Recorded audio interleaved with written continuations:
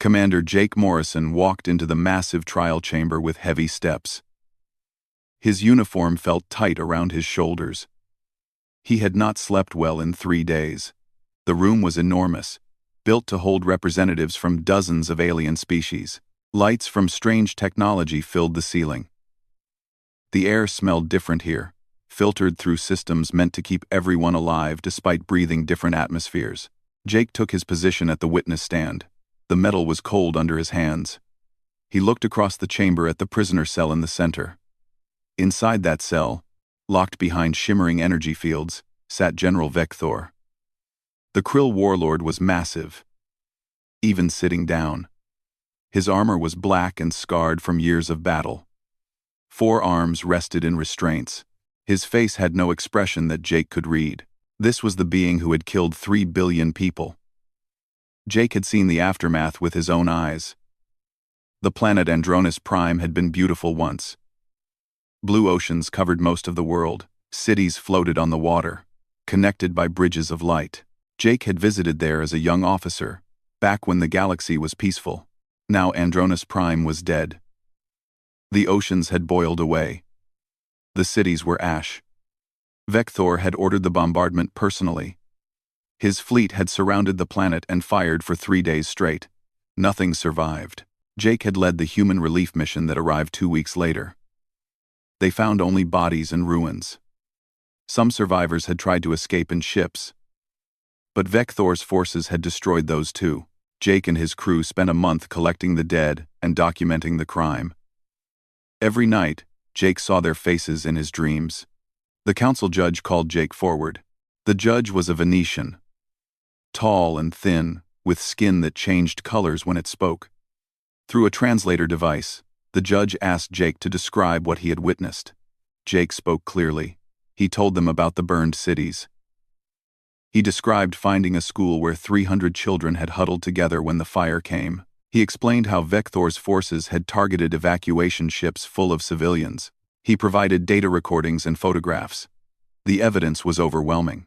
During his testimony, Jake looked at Vector several times. The general never looked away. Those alien eyes seemed to study Jake with strange intensity. It made Jake uncomfortable in ways he could not explain. The testimony lasted 4 hours. When Jake finished, the council thanked him. He was supposed to leave then, to go back to his quarters and wait for the verdict. Everyone knew what that verdict would be. Vector would be found guilty. He would be executed. Justice would be served. But something stopped Jake from leaving immediately. He requested permission to question the prisoner directly. The council was surprised, but granted permission. War crimes tribunals allowed victims to confront the accused. Jake walked to the cell. Up close, Vector was even larger. The general's breathing was slow and steady. His 4 eyes focused on Jake with complete attention. "Why?" Jake asked simply. "Why did you do it?" Vector was silent for a long moment. Then he spoke, his voice deep and resonating through the translator. "You cannot understand. 3 billion people," Jake said. His voice shook with anger. "Families. Children. They were innocent." "No one is innocent when extinction approaches," Vector replied. Jake frowned. "What does that mean?" Vector leaned forward slightly. The energy restraints sparked but held him. "Commander Morrison, your species is young. You have been in space for only 200 years. You do not see what older species see. You do not know what is coming." "What are you talking about?" Jake demanded. "The council judges me for preparing our galaxy to survive," Vector said quietly. His voice dropped low enough that only Jake could hear through the translator. "They execute me for trying to save everyone. Including your people. Including you." Jake felt cold suddenly. "You're lying. Trying to escape justice." "I do not expect mercy," Vector said. "But you should investigate my military records. The sealed files. The deep space scans from 2 years ago. Look at what my scientists found. Then judge me." Before Jake could respond, guards pulled him away. The session was over. Vector sat back in his cell, silent again. Jake left the chamber with the general's words echoing in his mind. That night, Jake tried to sleep but could not. He kept thinking about Vector's strange statement. What could possibly justify killing 3 billion people? Nothing. It was impossible. The general was playing games, trying to create doubt. But Jake had interrogated many prisoners during his military career. He knew when someone was lying. Vector had not seemed like he was lying. He had seemed sad, resigned. Those were not the emotions of someone making up stories. Jake got out of bed at 2 in the morning. He put on his uniform and walked through the quiet corridors of the council station. Few beings were awake at this hour. The night shift guards nodded to him as he passed. Jake had clearance to access most areas. He made his way to the records archive. The room was filled with holographic storage systems from a dozen different technologies. Jake found a terminal and logged in with his credentials. He searched for Vector's military records. Most of the files were available: battle reports, tactical analyses, personnel records. Jake had reviewed these during his investigation. They showed a brilliant military commander who had won many battles for the Krill Empire. They also showed increasing ruthlessness over the past 3 years. But some files were sealed, marked as classified by the council itself. Jake did not have authorization to open them. He sat back and thought. If he tried to break into sealed files, he would be caught. He would lose his position. He might face charges himself. It was a serious crime. But what if Vector was telling the truth? What if there was something in those files that everyone needed to know? Jake made his decision. He pulled out a personal communication device and called an old friend. Lieutenant Amy Peterson answered after 3 rings, her face sleepy on the small screen. "Jake? It's the middle of the night," she said. "I need your help," Jake told her. "And I need you not to ask too many questions yet." Amy had served with Jake for 8 years. She trusted him completely. "What do you need?" "Remember Ben Clark from the cryptography division?" Jake asked. "The codebreaker?" "Yes. Why?" "I need you to contact him. Tell him I need a favor. A big one." Amy's expression became serious. She could tell this was important. "What kind of favor?" Jake looked at the sealed files on his screen. "The kind that might save all of us. Or get me court-martialed. Maybe both." Amy was quiet for a moment. Then she nodded. "I'll call him now." Jake spent the next hour waiting. Ben Clark was the best cryptographer in the human fleet. If anyone could break council encryption, it was him. But it would take time. While he waited, Jake pulled up the public astronomical data.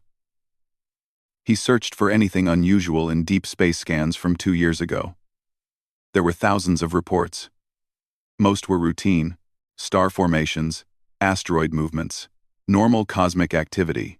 Then he found something strange. A notation from a Krill science station on the edge of the galaxy. They had detected an unusual energy signature from outside the galaxy. The report had been filed and apparently ignored. No follow-up investigation, no explanation of what the signature was. Jake's hands started shaking as he read the coordinates. He pulled up more recent scans from that same region of space. The energy signature was stronger now. Much stronger. And it was moving. Coming closer. His communicator buzzed. Ben Clark's face appeared on the screen. Ben Clark worked through the night on the encryption. Jake stayed in the archive room, drinking bad coffee from a machine that served 15 different species. The human option tasted like metal, but it kept him awake. At 5 in the morning, his communicator buzzed. Ben's face appeared, looking tired but excited. "I'm in," Ben said. "Sending the files to your terminal now." "Jake, you need to see this immediately." The data appeared on Jake's screen. He opened the first file and started reading. His coffee grew cold in his hand as he absorbed the information. 2 years ago, Krill deep space monitoring stations had detected something approaching the galaxy from outside. At first, they thought it was just cosmic radiation. The universe was full of random energy bursts. But this was different. It was organized, directed, moving with purpose. The Krill scientists called it the wave. It was a wall of destructive energy traveling through space between galaxies. They calculated its speed and trajectory. The wave was heading straight for their galaxy. It would arrive in approximately 3 years. Jake pulled up the scientific analysis. The wave destroyed everything it touched. Matter, energy, even space itself seemed to collapse when the wave passed through. The Krill had studied records from dead galaxies in its path. Nothing survived. Stars went dark. Planets vanished. Entire solar systems simply stopped existing. The report estimated casualties if the wave hit their galaxy. The number was too large to understand. Every living thing would die. Every planet would be destroyed. The galaxy itself might collapse. Jake felt sick. He read further into the files. The Krill scientists had tried to find a solution. They tested hundreds of theories. Most were impossible. A few showed potential but required resources they did not have. Then they found something. A rare crystalline structure that existed on only a few planets in the galaxy. This crystal could absorb and redirect exotic particles. In theory, if they had enough of this material, they could build a shield, a barrier around the entire galaxy that would deflect the wave. The problem was simple. These crystals were extremely rare. The Krill scientists found only one planet with enough crystal to build the shield. That planet was Andronis Prime. Jake stopped reading. His hands gripped the edge of the desk. No, it could not be true. He forced himself to continue. General Vector had presented this information to the Krill High Command. He requested permission to negotiate with Andronis for access to their crystal deposits. The High Command agreed. Vector went to Andronis as a diplomat, but the Andronis government refused. They did not believe the wave was real. They thought it was a Krill trick to steal their resources. Andronis had been in conflicts with the Krill before. There was no trust between them. Vector tried for 6 months. He showed them the data. He brought scientists to explain the threat. The Andronis leaders still refused. They said the Krill could be faking the scans. They said even if the wave was real, there were other solutions. Time was running out. Vector returned to the High Command and requested military authorization. He argued that if Andronis would not give them the crystals, they had to take them by force. The High Command debated for weeks. Finally, they agreed. The survival of the galaxy was more important than one planet's wishes. Vector invaded Andronis. But he did not invade to conquer. He invaded to mine. His forces targeted the crystal deposits. They dug deep into the planet's core, extracting as much material as possible. The Andronis military fought back. The fighting was fierce. Civilian areas became battlegrounds. Vector ordered the orbital bombardment, not to kill people, but to reach the deepest crystal deposits. The bombardment cracked the planet's crust. The environmental damage killed billions. Jake read the casualty reports from the Krill perspective. Vector had filed them himself. Each report noted the civilian deaths. Each report expressed the general's regret, but each report also confirmed that they had extracted more crystal, more shield material, more hope of survival. The final report was dated 3 days before Jake's relief mission arrived. Vector confirmed that his forces had gathered sufficient crystal to build the shield array. He ordered his fleet to retreat. He sealed the crystal in storage facilities scattered across Krill space. Then he surrendered himself to the Galactic Council for trial. He had never tried to escape, never denied his actions.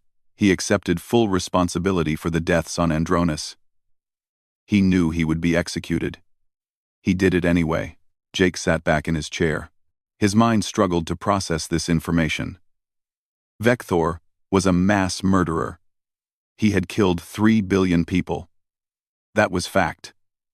That would always be fact. But he had done it to save everyone else. To save trillions of beings across the galaxy. He had sacrificed those 3 billion to give everyone else a chance at survival. The door to the archive room opened. Lieutenant Amy Peterson walked in, looking worried. "Jake, Ben told me what you found," she said quietly. "Is it real?" "I don't know," Jake admitted. "The data looks legitimate. But I'm not a scientist. I can't verify if the wave is really coming. Amy sat down next to him.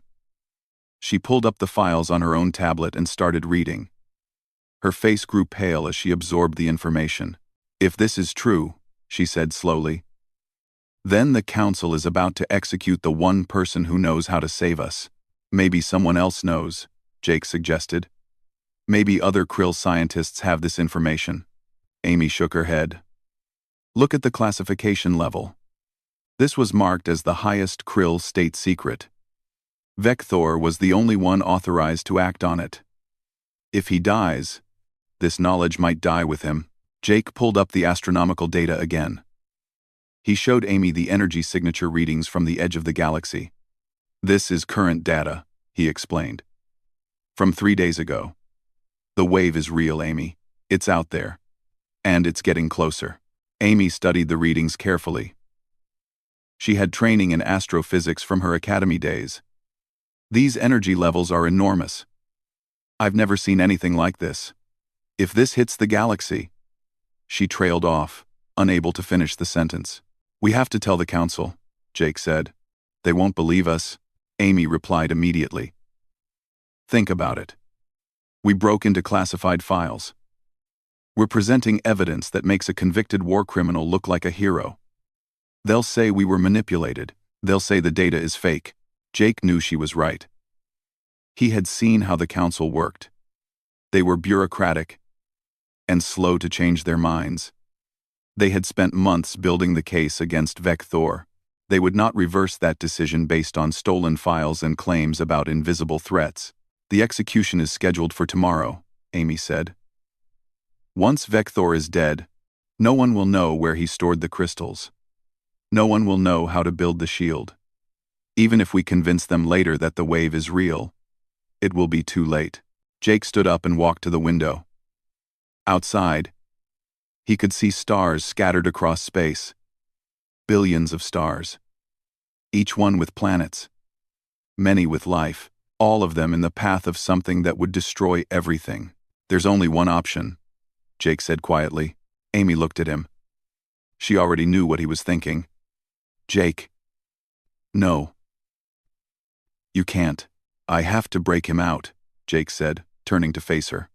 I have to free Vector. That's treason, Amy said, standing up. They'll execute you too. Maybe, Jake agreed. But if I do nothing, we all die anyway. The wave won't care about laws or justice or proper procedures. It will just kill everything. Amy was quiet for a long moment. She looked at the data on her tablet. Then she looked at Jake. If you're doing this, you'll need help. You can't break into a council detention facility alone. I won't ask you to throw your career away, Jake said. You're not asking, Amy replied firmly. I'm volunteering. If we're going to commit treason, we should do it properly. Jake felt grateful, but also guilty. Amy had a bright future in the fleet. She was young, talented, respected. This decision would destroy all of that. Are you sure? He asked. No, Amy said honestly. I'm terrified. But I'm also human. We don't let everyone die just because saving them is illegal. Jake nodded. That was the human way. Other species followed rules perfectly. They respected authority completely. Humans were different. When survival required breaking the rules, humans broke them. We need a plan, Jake said. The detention facility has the best security in the galaxy. Quantum locks, automated defenses, guard rotations. Getting in will be nearly impossible. Good thing we have Ben, Amy said. If anyone can hack those systems, he can. Jake contacted Ben again. When the cryptographer appeared on screen, Jake explained what they needed. You want to break into the most secure facility in known space and free the most wanted war criminal in history. Ben said flatly. Have you lost your mind? Probably, Jake admitted. Will you help? Ben sighed. I've already broken enough laws tonight. Might as well add a few more. Send me the facility schematics. I'll see what I can do. Over the next 18 hours, they planned every detail. Ben studied the facility's security systems and found vulnerabilities. Amy secured a ship and filed a fake flight plan. Jake memorized the guard rotations and escape routes. They had one chance. If they failed, Vector would die, and they would spend the rest of their lives in prison. If they succeeded, they would be fugitives, hunted by every military force in the galaxy. But if they succeeded, they might save everyone. The night before the execution, Jake put on his uniform one last time. He looked at himself in the mirror. After tomorrow, he would never wear this uniform again. He would never be Commander Morrison of the human fleet. He would be Jake Morrison, traitor and criminal. The detention facility sat in the center of the council station like a fortress. Jake approached the main entrance at exactly midnight. 2 guards stood at the checkpoint, both armed with plasma rifles. They knew Jake from his testimony at the trial. "Commander Morrison," one guard said, "a reptilian being from the Sauron species. What brings you here so late? I need to review evidence one more time before the execution tomorrow." Jake lied smoothly, making sure I didn't miss anything in my testimony. The guard checked his credentials and nodded. "You have clearance, but you only have 30 minutes. The facility goes into lockdown at midnight. For the execution preparation. 30 minutes is enough," Jake said. He walked through the security scanners. They checked for weapons, explosives, and unauthorized technology. Jake carried nothing. He had learned long ago that the best way to smuggle something in was to not smuggle anything at all. Everything he needed was already inside, planted by Ben during a maintenance window earlier that day. The facility hallways were white and sterile. Cameras watched every corner. Jake walked calmly, like he belonged there. Acting nervous would draw attention. He passed several more checkpoints, each time showing his credentials. Finally, he reached the central detention level. This was where they kept the most dangerous criminals. Vector's cell was at the end of the corridor, surrounded by 3 layers of security. The quantum lock was the real problem. It generated a random mathematical key that changed billions of times per second. Breaking it normally would take years. But Ben had found a weakness in the system. There was a 0.001 second delay when the lock cycled between keys. If you hit it at exactly the right moment, with exactly the right code, you could override it. Timing that moment was impossible for a human. But Ben had built a device that could do it. He had hidden the device inside a maintenance panel 3 days ago during a scheduled inspection. Now, Jake just had to retrieve it and activate it without being seen by the cameras. Jake pretended to examine the cell from a distance. He pulled out a tablet and took notes, acting like he was documenting something for his report. While he wrote, he watched the camera rotation pattern. Every 90 seconds, there was a 3-second gap when the cameras shifted position. He waited for the gap. When it came, he moved quickly to the maintenance panel. His fingers found the hidden device immediately. He pulled it free and attached it to the quantum lock's control interface. The device was small, no bigger than his thumb. It started working immediately, analyzing the lock's pattern. Jake stepped back and resumed his fake documentation. His heart pounded, but his hands stayed steady. Training kept him calm, even when his mind wanted to panic. The device beeped once, very quietly. It had found the pattern. Now, it just needed to wait for the exact right moment to send the override code. Time seemed to slow down. Jake counted seconds in his head. He had been in the facility for 12 minutes. 18 more until lockdown. An alarm suddenly blared through the corridor. Jake's blood went cold. Had they detected the device? Had Ben made a mistake? Then he heard a guard shouting, "Fire in Sector 7. All available personnel respond." Jake almost smiled. That was Amy. She had set off a small incendiary charge in a storage room, 3 sectors away. Nothing dangerous. Just enough smoke to trigger alarms and draw guards away from the detention level. The guards near Vector's cell looked at each other, uncertain. They were supposed to stay at their posts, but the alarm was insistent. Finally, one of them spoke into a communicator. "Command, this is detention level 3. Do you need us to respond to the fire? Negative, came the reply. Maintain your position. Fire suppression systems are handling it. Jake cursed silently. The plan had been to draw all the guards away. But council protocols were too strict. They would not leave the most dangerous prisoner unguarded, even for a fire. He would have to improvise. Jake walked directly to the guards. I'm evacuating, he said. Protocol requires all non-essential personnel to leave during emergency alerts. You have 5 more minutes on your clearance anyway, one guard said. Better leave now. Jake nodded and walked back toward the exit. But instead of leaving, he ducked into a side corridor.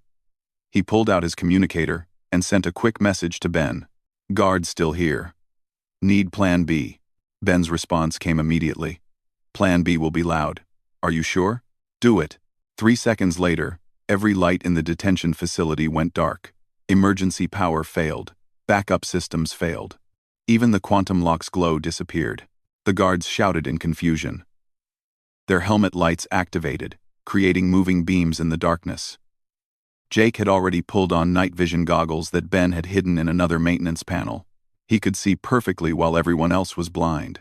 The device on the quantum lock beeped 3 times. The lock opened with a soft click.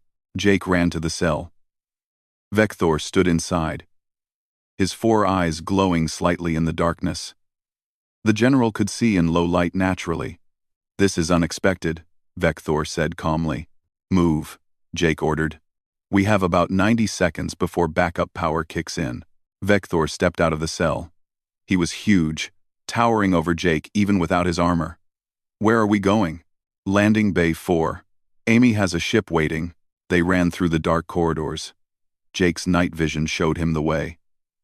Behind them, he heard guards shouting and trying to restore power. Alarms were going crazy, overlapping each other in a symphony of chaos. They reached a service elevator. Jake hit the call button, but nothing happened. The power outage had frozen the elevators too. We climb, Jake said, opening the elevator shaft access hatch. They descended 5 levels using the maintenance ladder. Vector moved surprisingly quietly for his size. They could hear guards above them, searching each level systematically. When they reached the landing bay level, Jake checked his watch. 45 seconds until backup power. They had to move faster. The landing bay doors were sealed. Jake pulled another device from his pocket. This one for cutting through locks. It would take 10 seconds to burn through the mechanism. He started cutting. The metal glowed red. Then, white. The smell of burning materials filled the air. Behind them, lights started flickering. Backup power was coming online. The lock gave way with 8 seconds to spare. Jake and Vector rushed into the landing bay. Amy had the ship ready. Engines running. It was a small transport called the Valiant, normally used for cargo runs. But Amy had modified it over the past day. Extra shields, better weapons, and a much faster engine. They ran up the loading ramp. As soon as they were aboard, Amy lifted off. The ship rose from the landing pad just as the bay doors started to close for lockdown. We're not going to make it, Amy said from the pilot's seat. Yes, we are, Jake replied. Punch it. Amy pushed the engines to maximum. The Valiant shot forward, scraping under the closing doors with inches to spare. They burst out into open space. Immediately, alarms blared from the council station. Defense platforms activated. Guard ships began launching from their bays. This is council security to the ship Valiant, a voice said over the communication channel. You are ordered to return to the station immediately. You are harboring an escaped prisoner. Jake opened a channel. This is Commander Jake Morrison. I am claiming responsibility for the prisoner's escape. The crew of this ship is following my orders. Commander Morrison, you are committing an act of treason. Power down your engines and prepare to be boarded. I can't do that, Jake said. Then you will be fired upon, the voice replied. I know, Jake said, and closed the channel. Defense platforms opened fire. Energy beams cut through space around them. Amy piloted with skill, dodging most of the shots. But the Valiant shook as a few beams clipped their shields. Shields at 70%, Amy reported. We won't survive a concentrated barrage. We don't need to, Jake said. He opened another channel. This one to a human destroyer in orbit. Captain Ryan Foster. This is Jake Morrison. I need your help. There was a long pause. Ryan Foster and Jake had served together for years. They had saved each other's lives more than once. But what Jake was asking now went beyond friendship. Jake, what have you done? Ryan's voice came through, heavy with concern. Something I'll explain later. Right now, I need you to give me 10 minutes. You're asking me to interfere with a council operation, Ryan said. I'm asking you to trust me. 10 minutes, Ryan. That's all I need. Another pause. Jake could imagine Ryan on the bridge of his ship, the Liberty, trying to decide. His career against his friend's life. Protocol against loyalty. You're going to owe me a very good explanation, Ryan finally said. The Liberty moved between the Valiant and the pursuing council ships. It was a human destroyer, armed and powerful. Not as strong as a full council battleship, but strong enough to make anyone think twice. This is the Liberty. Ryan broadcasted on all frequencies. The ship Valiant is under human military protection while we investigate this situation. Any attack on that vessel will be considered an attack on human forces. The council ships slowed their pursuit. They were not ready to start a war with humanity over one escaped prisoner. Not yet. You have your 10 minutes, Ryan said to Jake privately. Use them. Amy had already plotted a jump course. The Valiant's hyperspace engine charged up. It would take 4 minutes to reach full power. Jake looked at Vector, who had been silent through the entire escape. The general met his gaze. Thank you, Vector said simply. Don't thank me yet, Jake replied. Now comes the hard part. We need to prove the Valiant dropped out of hyperspace near a dark cluster of asteroids. Vector directed Amy to navigate through the field, following a specific path only he knew. After 20 minutes of careful flying, they found it. A hidden facility built into the largest asteroid, invisible to normal scans. This is where we stored the Andronis crystals, Vector explained as they docked. The facility was abandoned. Vector's forces had left after hiding the crystals, following his orders to scatter and avoid capture. Inside, the storage chambers held thousands of containers, each one filled with glowing blue crystal fragments. Jake picked up one piece. It felt warm in his hand, almost alive. Energy pulsed through it, in patterns he could not understand. We need a scientist, he said. Someone who can figure out how to turn these into a shield. I know someone, Amy offered. Dr. Lisa Chen. She works at the Human Research Station on Titan. She specializes in exotic materials. Will she help a wanted criminal? Jake asked. Only one way to find out. They contacted Dr. Chen through an encrypted channel. When she appeared on the screen, she looked curious rather than alarmed. Commander Morrison, she said. I heard about what happened at the council station. The news feeds are calling you a traitor. They're right, Jake said bluntly. I freed a war criminal. But I had a good reason. I need your help, Dr. Chen. I need you to look at something and tell me if it can save the galaxy. He explained everything. The wave, the crystals, the shield theory. Dr. Chen listened without interrupting, her expression growing more serious with each sentence. Send me the krill data, she said when he finished. Jake transmitted the files. Dr. Chen studied them for several minutes. Her eyes moved rapidly across the information, her mind processing complex mathematics and physics. This is real, she finally said. The wave is real. And these crystals, I need to examine them in person. Send me your coordinates. I'll be there in 6 hours. Dr. Chen arrived with a portable laboratory worth millions. She set up equipment in the asteroid facility and began testing the crystals immediately. Jake, Amy, and Vector waited while she worked. After 4 hours, Dr. Chen called them over to her workstation. These crystals are unlike anything I've ever seen, she said, excitement in her voice. They exist partially in normal space and partially in quantum space. They can absorb exotic particles and redirect them through dimensions we barely understand. Can we build a shield? Jake asked.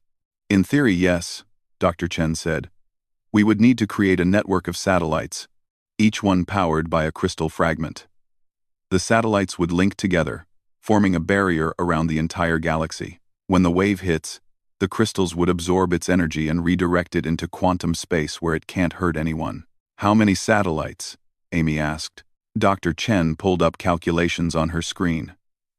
At minimum, 300. Ideally, 350, to ensure full coverage. Each satellite needs to be positioned at exact coordinates with perfect precision. Can we build that many in time? Jake asked. Dr. Chen shook her head. Not with human resources alone.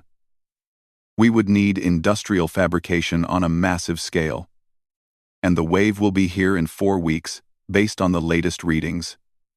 Vector spoke up. The Krill shipyards can produce 300 satellites in 3 weeks. We have the infrastructure. But the Krill won't help us, Amy pointed out. The Council imprisoned their general. They see humans as the enemy now. They will help if I ask them, Vector said. If I explain why I surrendered. If I tell them the shield can still be built. Jake thought about this. It was a huge risk. If the Krill refused, they would waste precious time. But they had no other option. Human shipyards could not produce enough satellites fast enough. We need to try, he decided. Over the next day, they made preparations. Dr. Chen designed the satellite blueprints. Vector contacted his people through secret channels, explaining the situation. Amy plotted courses to the Krill home system. Then Jake made a decision that would change everything.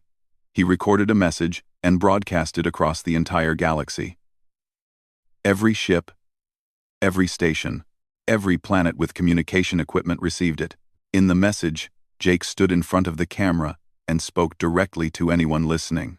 My name is Jake Morrison. You know me as the human who freed General Vector. You know me as a traitor. Both of those things are true. I broke the law. I released a war criminal. I did it because sometimes the right choice is not the legal choice. He explained about the wave. He showed the data. He displayed the calculations that proved billions would die if they did nothing. General Vector killed 3 billion people on Andronis Prime. That is a fact that will never change. Those deaths are real. The pain is real. The crime is real. But he did it while trying to save everyone else. He extracted the only material in the galaxy that can protect us from what is coming. Jake paused, letting that sink in. We can argue about justice later. We can hold trials and assign blame and decide punishments after we survive. Right now, we need to build a shield.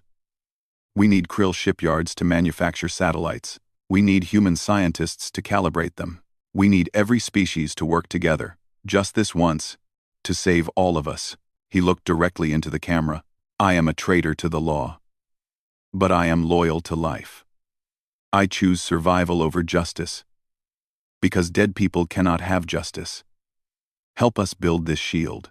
Prove that when extinction approaches, we can put aside our differences and work together. The message ended. Jake sent it to every corner of the galaxy and waited for responses. The first responses were angry. Council members called for his immediate arrest. Politicians condemned his actions. News feeds debated whether he was a hero or a villain. But then, scientists started examining the data. Independent researchers confirmed that the wave was real. Observatories pointed their instruments toward the edge of the galaxy and saw the approaching destruction. Panic spread across multiple systems. Some planets began evacuating. Others demanded their governments do something. The wave was coming, and no one had a plan except Jake's. Human colonies were the first to rally. Engineers volunteered. Scientists offered their expertise. Military personnel asked to help, despite orders to arrest Jake if they found him. Then something unexpected happened. A young Krill commander named Torvak contacted them directly. I served under General Vector, Torvak said. I was at Andronis. I saw what we did there. It has haunted me every day since. But I also know why we did it. The general told us we were saving the galaxy. We did not understand then. We understand now. Torvak had control of a major shipyard. He pledged it to the SHIELD project. More Krill joined. Then Venetians. Then species from all over the galaxy. People who had lost loved ones to wars and violence chose to work together against a bigger threat. A human engineer named Kevin Walsh joined the team. His sister had died on Andronis Prime. He struggled working next to Vector. Every day, he had to suppress his anger, but every day he chose the work over his pain. "I hate you," Kevin told Vector one day while they reviewed satellite specifications. "I will always hate you for what you did." "I understand," Vector replied quietly. "But I hate the wave more," Kevin continued. "So I will work with you until it is destroyed. After that, we are done." "That is fair," Vector said. Another volunteer named Nicole Grant proved invaluable. She had worked for Council Intelligence before resigning in protest over Jake's treatment. She used her contacts to help them evade capture while spreading their message. The shipyards worked at maximum capacity. 314 satellites were produced in 23 days. With 1 day to spare, each satellite was a masterpiece of engineering, combining krill manufacturing with human scientific design. But building them was only half the challenge. They needed to deploy them perfectly across the galaxy. The margin for error was 0. If even one satellite was positioned wrong, the shield would fail. Captain Ryan Foster volunteered to command the deployment fleet. He had been officially reprimanded for helping Jake escape, but he did not care anymore. "I already threw away my career," Ryan said. "Might as well make it count." Hundreds of ships joined the deployment operation. Human vessels, krill warships, civilian transports, even old cargo haulers. Anyone who could fly helped position the satellites. Dr. Chen coordinated from a central station, calculating exact positions and transmitting them to each ship. The math was incredibly complex. One satellite had to be placed 3 light-years from the nearest star, with precision measured in centimeters. The crews worked without rest. They had 4 days to position all satellites before the wave arrived. Some ships traveled for days to reach their assigned coordinates. Others made dozens of jumps, placing multiple satellites across vast distances. With 3 days remaining, 200 satellites were in position. With 2 days, 270. With 1 day, 305. The final 9 satellites required the most difficult placements, in regions of space with dangerous gravitational anomalies. Ships risked destruction to position them correctly. The wave appeared on sensors as a wall of impossible energy. It stretched across space in all directions, consuming everything in its path. Stars disappeared. Planets vanished. Space itself seemed to tear apart where the wave touched it. Every ship in the galaxy watched the same readings. Every scientist monitored the same data. Every living being waited to see if they would survive the next hour. The wave reached the shield barrier at the edge of the galaxy. For a moment, nothing happened. Then the shield lit up like fire. The Andronis crystals absorbed the wave's energy, just as Dr. Chen had predicted. But the strain was enormous. Power readings spiked across all 300 satellites. Warning alarms blared from monitoring stations. "Shield holding at 80% capacity," Dr. Chen reported, her voice tense. "But those readings are climbing." 70%. 60%. Jake gripped the command console. "What happens if it drops below 50? "The shield collapses and we all die," Dr. Chen said bluntly. The wave pushed harder against the barrier. It was not just energy, Jake realized. It was almost alive. Almost intelligent. It tested the shield, looking for weaknesses, pushing against the strongest points. 55%, Dr. Chen announced. 52%. Amy turned to Jake. "Is there anything we can do?" Jake looked at Vector. The general's 4 eyes were fixed on the displays, his expression unreadable. "Can we boost the satellite power?" Jake asked. "Not without overloading the crystals," Dr. Chen replied. "They are already operating at maximum safe levels." "Then we go beyond safe levels," Jake decided. "Boost them by 20%. That could destroy the satellites," Dr. Chen warned. "If we do nothing, the shield fails anyway. Boost the power."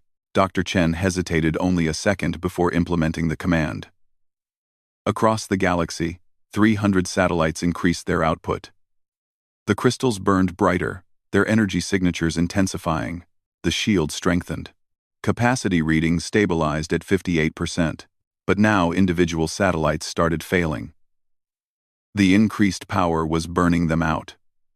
Warning indicators appeared on Dr. Chen's screen. Satellite 47 just went offline, she reported. Satellite 92 failing. 106 offline. The shield began to develop gaps where satellites burned out. The wave pushed through those gaps like water through cracks in a dam. We need to redistribute the load, Dr. Chen said, her fingers flying across controls. Rerouting power through the remaining satellites. But every time she rerouted power, another satellite failed from the increased strain. It was a losing battle. They were running out of satellites faster than they could compensate. We need more satellites, Amy said desperately. Can we build more in time? The wave will penetrate the shield in 15 minutes, Dr. Chen said. We cannot build anything in 15 minutes. Jake's mind raced, searching for solutions. There had to be something they could do. Some way to strengthen the shield. Some trick they had not tried. Then Vector spoke. There is one option. The main crystal core from Andronis Prime. I kept it in case we needed extra power. Where is it? Jake demanded. In the facility where we are standing. Chamber 7. Jake ran. Amy followed close behind. They reached Chamber 7 and found a massive crystal. Easily 20 feet tall. Pulsing with blue energy. How do we use it? Jake asked through his communicator. Dr. Chen's voice came back. You need to integrate it into the shield network. But it would require a direct connection. Someone would need to physically link it to the satellite system. How? Amy asked. The Valiant has the right equipment, Dr. Chen explained. But the ship would need to position itself at the exact center of the shield network. And whoever does it would be exposed to the full energy of both the shield and the wave. The radiation levels would be lethal within minutes. Jake and Amy looked at each other. Neither spoke for a moment. I will do it, Vector said, his voice coming through the communicator. No, Jake replied. You need to survive this. You know more about the wave than anyone else. If it comes back, we need your knowledge. I have caused enough death, Vector said quietly. Let me save some lives before I die. Before Jake could argue, Vector moved. The general's species was stronger and faster than humans. He grabbed the crystal core and carried it to the Valiant's cargo bay. By the time Jake and Amy reached the ship, Vector was already in the pilot seat. Stop, Jake ordered. Vector looked at him. You freed me to save the galaxy, Commander Morrison. Let me finish what I started. The Valiant's engines powered up. Vector launched the ship before Jake could reach the controls. Amy pulled Jake back. Let him go. Jake watched through the facility's windows as the Valiant accelerated into space. The ship headed directly for the center of the shield network, where the energy concentration was highest. Dr. Chen tracked the ship's progress. He is positioning correctly. When he integrates that crystal, it should provide enough power to close all the gaps in the shield. But he will not survive it. Through the communication channel, they could hear Vector working. The general connected the crystal to the ship's power systems, then linked those systems to the satellite network. It was complex work that required precision and knowledge. Integration beginning, Vector reported. Commander Morrison, I want you to know something. I did what I did on Andronis because I believed it was necessary. But every night since then, I have seen their faces, the people who died because of my choice. I do not ask for forgiveness. I do not deserve it. But I hope this action provides some balance to the scales. Vector, Jake started to say. The galaxy survives because of many people making difficult choices, Vector continued. You made one when you freed me. I make one now. Perhaps that is what survival requires. People willing to sacrifice everything. The crystal integrated fully into the network. Power surged through all remaining satellites. The shield blazed with renewed strength, filling in the gaps, pushing back against the wave. Radiation levels around the Valiant spiked to impossible levels. The ship's hull began to glow from the energy exposure.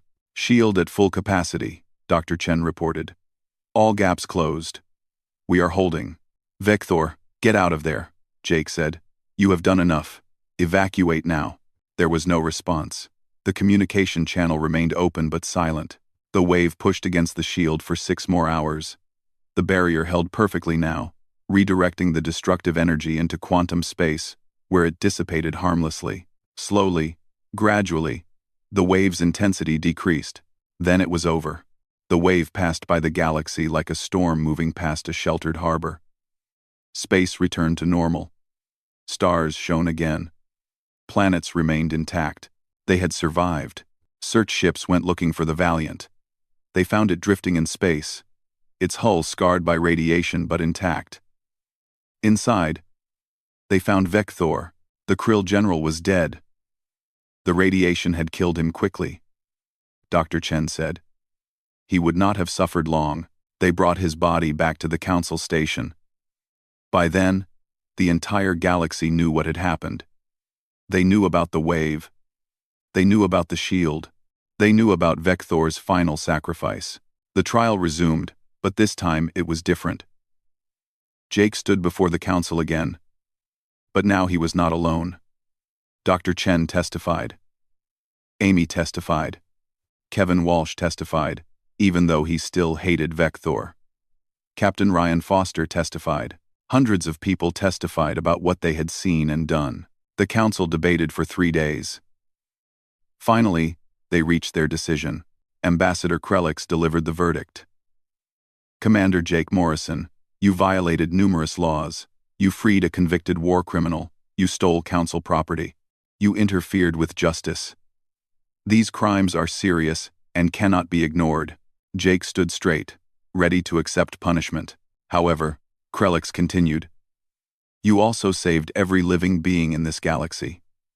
You made an impossible choice, based on incomplete information and limited time. You acted when we would have deliberated. You succeeded where we would have failed." The ambassador paused. "The council has decided to pardon your crimes. You will not face execution or imprisonment. However, you cannot serve in any council military force again. Your rank is forfeit. Your record will show what you did, both the crimes and the heroism." Jake nodded. It was fair.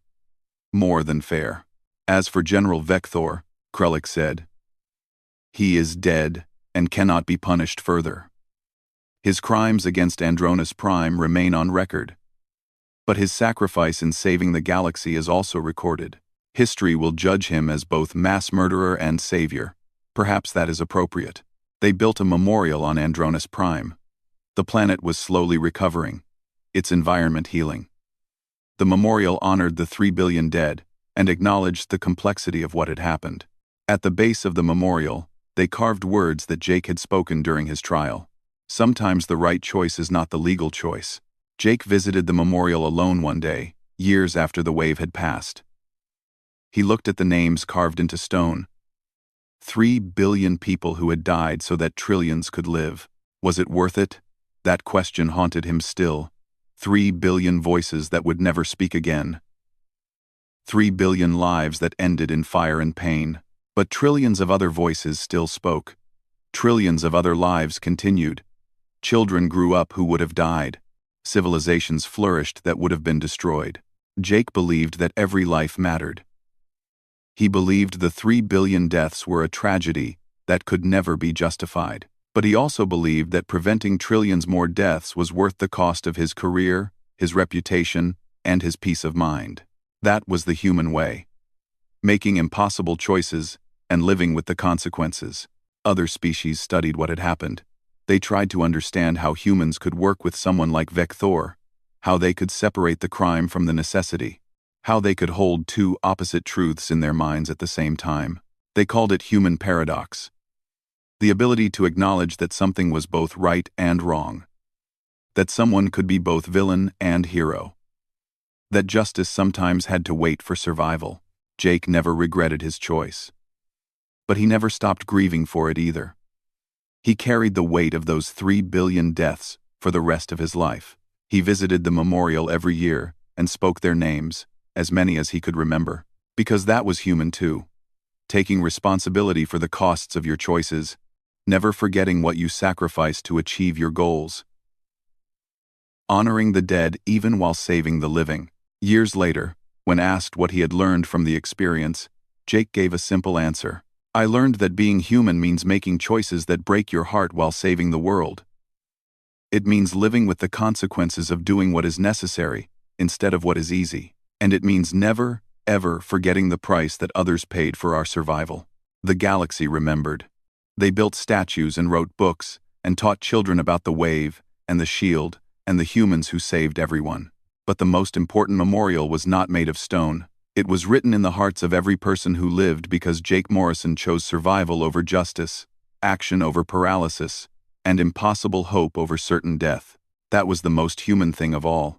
With 6 hours remaining, the last satellite locked into place. Dr. Chen activated the test sequence. 314 satellites powered up simultaneously. The Androni's crystals began to resonate, their energy signatures linking across light years of space. A shimmer appeared in space, invisible to the naked eye but measurable on every sensor. The shield was forming. Jake stood on the command deck of the Valiant, watching the readings. Amy stood next to him. Vector stood behind them, silent and still. Will it hold? Amy asked quietly. We are about to find out, Dr. Chen replied. The wave hit the galaxy's edge exactly when predicted. You were telling the truth. Where did you store the crystals?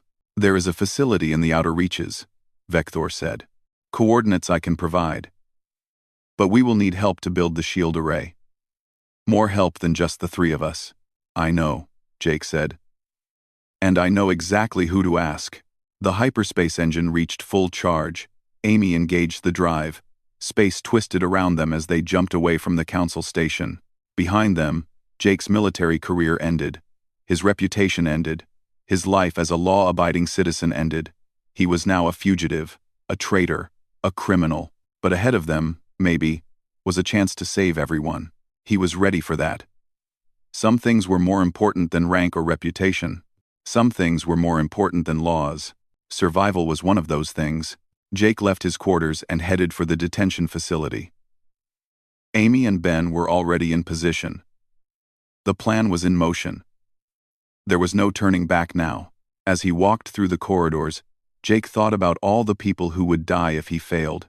He thought about all the people who would hate him if he succeeded. He thought about the impossible choice he was making.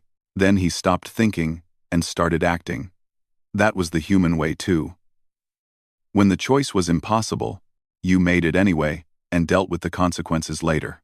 Don't be doing something crazy. Can you break council encryption? Jake asked directly. Ben smiled slightly. Can fish swim? What files? Jake sent him the location data. I need these opened, now. This will take a few hours, Ben said, studying the encryption. And Jake, if we get caught, I know the risks, Jake said. Do it anyway. Ben nodded and disconnected. Jake sat alone in the archive room, surrounded by the history of 1,000 wars and 1,000,000 deaths. Somewhere in this data was the truth. He just hoped he was not too late to find it.